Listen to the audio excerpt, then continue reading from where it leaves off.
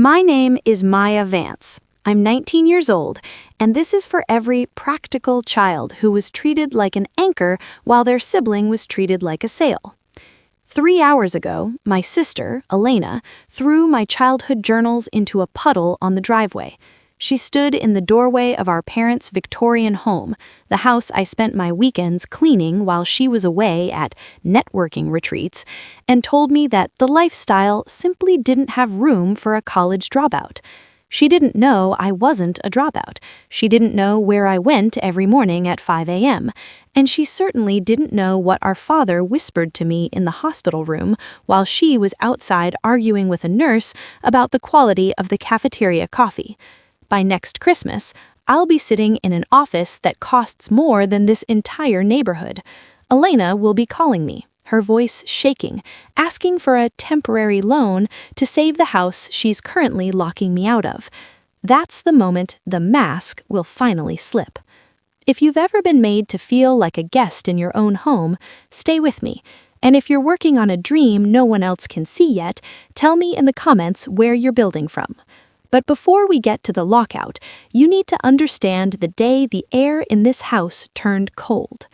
The rain in Seattle doesn't fall, it just hangs in the air like a wet wool blanket. We were standing at the edge of the cemetery. My parents were gone, a freak accident on a black-iced highway. I was numb. My hands were shoved deep into the pockets of a coat that was 2 sizes too big. Elena stood next to me, draped in designer wool, her eyes perfectly dry behind $400 sunglasses. She wasn't looking at the coffins. She was looking at the lawyer, Mr. Henderson, who was standing 20 feet away. "We need to list the house by Monday," she whispered. I looked at her, my voice cracking. "They aren't even in the ground yet, Elena." "Logic, Maya, try using it," she snapped, not even turning her head. "The taxes are a nightmare. I have a firm in San Francisco to run. You're 19. You can find a roommate situation at UW. It's time to be practical." Practical, that word again. In our house, Elena was the visionary. I was the help. When the sink broke, I fixed it. When the taxes needed filing, I organized the receipts. When Dad's dementia started to flicker, I was the one who sat with him and listened to the same story about the 1974 moon landing 6 times a day. "Dad wanted me to stay through the semester," I said. Elena finally looked at me, a thin, cruel smile touching her lips. "Dad didn't know what day it was for the last year, Maya. His wants were fantasies. I'm the executor.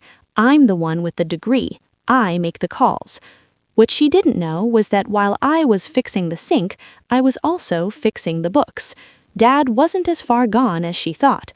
On his good days, his lucid hours, we sat in his study. The air would smell like old pipe tobacco and peppermint. He had me digitizing his old files, not just family photos, but the patents. The 3 tiny, overlooked patents for high-tensile carbon fiber joints he'd developed in the 80s and tucked away in a defunct LLC called Vance Tech. "Maya," he'd said, his hand trembling as he gripped mine. "Your sister sees the house. She sees the furniture. She sees the gold watch. Let her have the things. You keep the ideas. Don't tell her about the server login. Not yet." I did exactly what he said. 2 weeks after the funeral, Elena moved back into the house to oversee the transition. She claimed the master suite. She moved my things into the basement, the damp, concrete-floored room where the water heater hummed like a dying beast. "You should be grateful," she said, watching me haul my desk down the stairs. "Most sisters would have just changed the locks. I'm giving you a grace period." I didn't argue. I just went to the basement, plugged in my laptop, and opened the Vance Tech portal. While Elena was upstairs drinking expensive wine and calling real estate agents, I was in the dark, watching a ticker. One of Dad's patents had just been flagged for intent to license by a major aerospace firm. Current valuation, $1.2 million. And because of the way Dad had structured the LLC 3 months before he died, the beneficiary wasn't the Vance estate, it was me. I worked 14-hour days in that basement. To Elena, she looked like a grieving kid playing video games. She'd walk to the top of the stairs and yell, "Have you looked for a job at the mall yet, Elena? You need to contribute to the utilities if you're going to stay in my house." "I'm working on it," I'd call back. "Doubtful," I'd hear her mutter as she walked away. By November, the aerospace firm sent the first contract. My hands were shaking so hard I nearly dropped my phone. I took the bus to a tiny co-working space downtown, a place Elena would never visit because it smelled like poor people, and met with Mr. Henderson. He wasn't just the estate lawyer, he was Dad's oldest friend. "She's going to find out eventually, Maya," he peered over his spectacles at the contract. "Not until I'm ready," I said. "She thinks I'm nothing. Let her keep thinking it. It's safer that way." "You're your father's daughter," he chuckled. "He always said you were the one with the quiet engine." I went back home. Elena was in the kitchen screaming at a decorator. She wanted to paint the original mahogany walls eggshell white to increase the resale value. It felt like she was bleaching my childhood away. "Maya, good," she said, spotting me. "I need you to clear out the attic this weekend. All of Dad's old junk. The junk dealers are coming Monday." "Those are his prototypes," I said. "They're scrap metal," she retorted. "Move them or I'll have the junkers throw them in the compactor." I spent the weekend in the attic. It was freezing, the dust choking my lungs. I didn't throw anything away. I rented a 10x10 storage unit using the first consulting fee from the patent license. I moved every prototype, every notebook, every bit of scrap into that unit. I was building a museum of his mind, while she was building a white-walled prison. The grace period ended tonight. Elena had a gala. She came home smelling like champagne and triumph. She'd signed a contract to sell the house to a developer who planned to tear it down and build 4 luxury townhomes.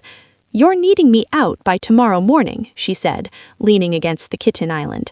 "The developer doesn't close for 30 days, Elena. I just need 2 weeks to finalize my housing." She laughed. It was a sharp, jagged sound. "Not my problem. I'm leaving for Aspen in the morning. I'm not leaving a squatter in my asset. Your bags are already in the hall." I looked at her, really looked at her. I saw the greed. I saw the lack of color in her face. And for the first time, I didn't feel small. I felt like the person who held the matches. "You're making a mistake," I said quietly. "The only mistake was letting you stay this long," she snapped, not even turning her head. Get out. I picked up my bags. I walked out into the Seattle rain. I heard the heavy oak door click shut behind me. The lock turned. I stood there for a second, the water soaking through my hoodie. I reached into my pocket and pulled out my phone. I didn't call a friend. I didn't call a shelter. I called Mr. Henderson. "It happened," I said. "Are you sure?" he asked. "She just locked the door. Start the process. I want the injunction on her desk by 9 a.m. You realize this ruins her Aspen trip." I looked up at the master suite window. Elena's shadow was moving across the curtain, probably already packing her designer skis. "Good," I said. "She likes the things. Let's see how she likes it when the things belong to the sister she just put on the street." The Aspen sun was probably hitting the mountains, but in Seattle, the gray was suffocating. I was sitting in Mr. Henderson's office, a cup of lukewarm coffee in my hands. I hadn't slept. I still smelled like the wet pavement from the night before. My phone buzzed. It was a FaceTime call from Elena. I didn't answer. I let it ring. Then I let it ring again. On the third attempt, I swiped green. Elena's face filled the screen. She wasn't in Aspen. She was standing in our kitchen, her hair a mess, holding a stack of legal papers. "Maya, what is this sick joke?" she shrieked. Her voice had that jagged edge that usually made me flinch. Not today. Some process server just pounded on the door and handed me an injunction. It says the sale to the developers is frozen. It says I don't have the authority to sell the land. I took a slow sip of my coffee. "Morning, Elena. How's the packing going?" "Don't you dare play games with me. I'm the executor. The will was clear." "The will was clear about the house, Elena," I said, my voice as steady as the desk in front of me. "Dad left you the structure, The thing. The bricks, the mortar, the expensive mahogany you wanted to paint white, but he didn't leave you the dirt it sits on. The color drained from her face. It was the exact look my mother had in that story I told you earlier, the moment the lie splits open. "What are you talking about?" she whispered. Dad was a practical man, remember? I leaned into the camera. In 1992, he put the deed to the .5-acre lot into an environmental trust called Vance Green. The house stays with the estate, but the land belongs to the trust. And as of midnight, when I turned 19, I became the sole trustee. I watched her eyes dart around the kitchen, looking for an exit that didn't exist. "You can't do this," she stammered. "I already signed the contract with the developers.